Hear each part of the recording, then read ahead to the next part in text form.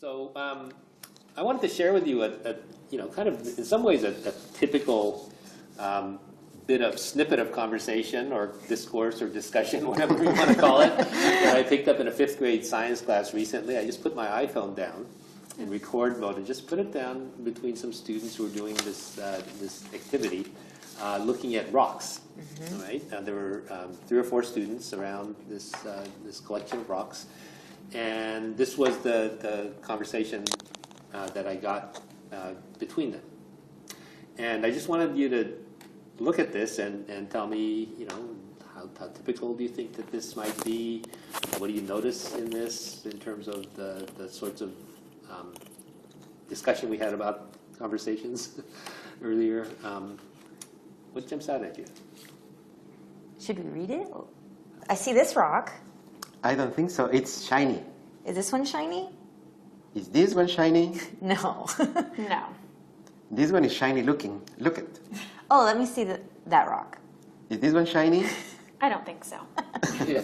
Right. Yeah, so your laughter tells it all, right? And there's this real ring of familiarity to this, right? So what's wrong here, or what should we be doing, and what should be happening? To me, this sounds like maybe there was a given prompt, and they're just going through the motions of answering the questions and not really connecting to the knowledge that they have about properties of rocks. Yeah. There's a lack of language being used, the content language.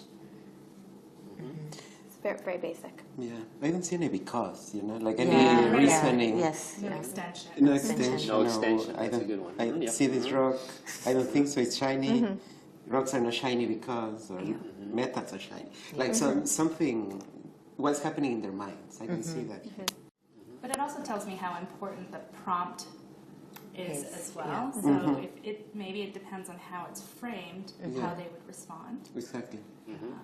Right, so there are things that teachers could do in structuring an activity like this in terms of prompts, or maybe even assigning roles to students to look at specific things.